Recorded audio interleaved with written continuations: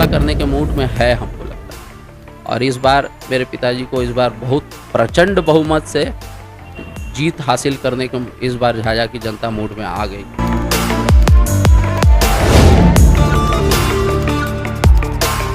और बाकी झाझा की जनता इस बार फैसला कर ही देगी कि किसको इस सीट पर बैठना है। इसको डिक्लेयर करना चाहेंगे लोगों के सामने या हमारे सामने कि किस पार्टी से उम्मीद है? नमस्कार, आप द पल्स टुडे देख रहे हैं। मैं हूं आपके साथ हर्ष। देखिए, इस वक्त झाझा से एक बड़ी खबर हम आपके बीच लाना चाह रहे हैं। बड़ी खबर यह है कि एक तरफ जहां विधानसभा चुनाव को लेकर कशमकश की स्थितियां लगातार बरकरार है, तो दूसरी ओर कई संभावित प्रत्याशियों का नाम आपको देखने को मिल रहा होगा।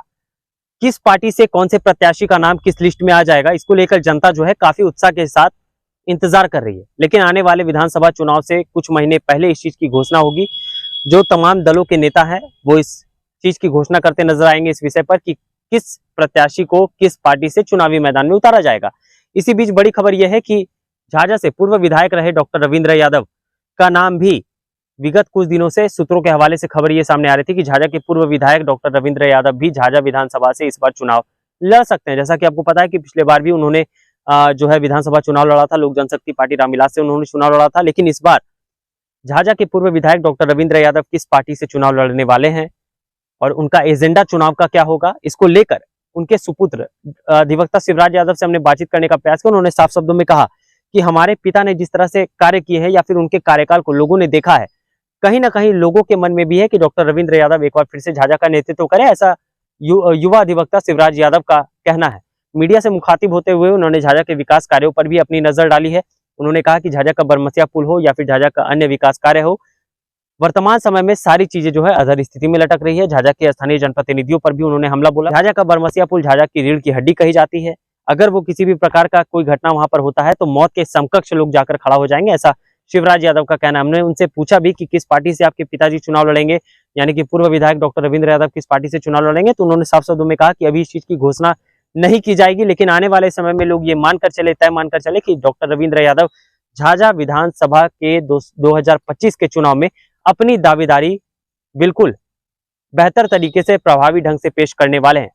क्या कुछ करे अधिवक्ता शिवराज यादव, पहले आप वो सुने। झाझा का जो बरमसिया पुल है, इसके अलावा झाझा के कई विकास कार्य हैं जो अधर स्थिति में लटक रहे हैं, तो इसको लेकर आपकी क्या राय है और क्या मीडिया से साझा? देखिए, ऐसा है कि इस सारे संबंधों में हमारा बोलना तो ठीक नहीं है। जो लोकल यहाँ के लोकल बॉडी एमएलए हैं वो इस सब चीज़ का ध्यान रखते हैं और उन्हीं को इस सब चीज़ का ध्यान रखना चाहिए। जो माननीय दामोदर रावत यहाँ से विधायक हैं, 4 साल बीत गई है लेकिन अभी तक क्षेत्र में कोई भी विकास का काम नहीं हुआ है। और जहाँ तक लाइट हम लोग 200 के करीब लगवाए थे उसका भी जर्जर स्थिति है। और थाना में भी घूसखोरी, दारू, बालू, सब में आप सोचिए कि करप्शन का लेवल टॉप लेवल पर चल रहा है। तो अब माननीय नीतीश कुमार ही बताएंगे कि उनकी सरकार कैसे चलेगी अथवा उनके विधायक कैसे यहाँ चलाते हैं झाझा को। अब इसमें क्या कहा जा सकता है। अब वो हमसे बड़े हैं, अब उनको तो हम सिखा नहीं सकते कि राजनीति कैसे की जाए। मेरे पिताजी यहाँ से 4 बार एमएलए रह चुके हैं, इसलिए क्योंकि हमारा भी राजनीति बैकग्राउंड है तो हमको देख के दया आती है इस स्थिति को। और बाकी झाझा की जनता इस बार फैसला कर ही देगी कि किसको इस सीट पर बैठना है। सभी लोगों को मिल के इसके लिए प्रयत्न करना पड़ेगा। ऐसा नहीं है कि किसी एक का जिम्मेवारी बनता है, और अगर एक का जिम्मेवारी बनता है तो जल्द से जल्द उसको ठीक कराया जाए, रिपेयरिंग कराया जाए। क्योंकि पानी का लेवल जब बढ़ेगा और जब क्षतिग्रस्त होगा और कोई घटना घट जाएगी तो अच्छे लोग उसमें मौत के समकक्ष चले जाएंगे और तब कोई कुछ बोलने लायक नहीं रहेगा। सिर्फ लोग रोएंगे और अपने अपने आंसू बहाएंगे और माला अर्पण करके चले जाएंगे। अब इस बार झाझा की जनता फैसला करने के मूड में है हमको लगता है।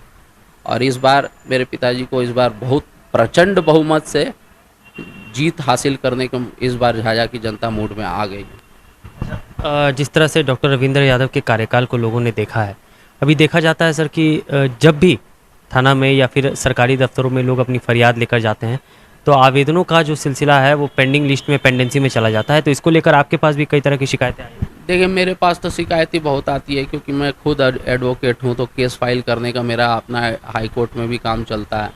लेकिन मेरे पिताजी के पास जब भी कोई शिकायत आती थी, तो मेरे पिताजी एक साफ चरित्र के आदमी हैं, कैरेक्टर उनका काफ़ी मजबूत है, जो कि दामोदर रात का नहीं है। लेकिन मेरे पिताजी जब भी कोई कार्यकर्ता उनके पास आता था, कोई शिकायत लेके कोई गरीब आदमी आता था, तो अफसर से भी पैसा छुड़वाने का काम मेरे पिताजी कर चुके हैं और आगे भी करते रहेंगे। आने वाले समय के लिए झाझा मतलब ये मानकर चले झाझा की जनता की आने वाले समय में एक बार फिर नेतृत्व के रूप में आपके पिताजी को लोग देख सकते हैं? नहीं नहीं, बिल्कुल बिल्कुल, वो बिल्कुल फिट एंड फाइन है और अपने वर्क लोग को लेके बहुत सब कॉन्शियस रहते हैं। सब कॉन्शियस माइंड में उनका चलता रहता है कि कोई भी झाझा के पब्लिक को कोई भी अहित ना कर सके। सर इस चीज़ को डिक्लेयर करना चाहेंगे लोगों के सामने या हमारे सामने कि किस पार्टी से उम्मीद है? देखिए पार्टी का तो अभी डिसीजन किसी का भी कैंडिडेट का हुआ नहीं है, लेकिन जल्द ही आपको हम ये चीज़ बता देंगे कि किस पार्टी से मेरे फादर लड़ेंगे।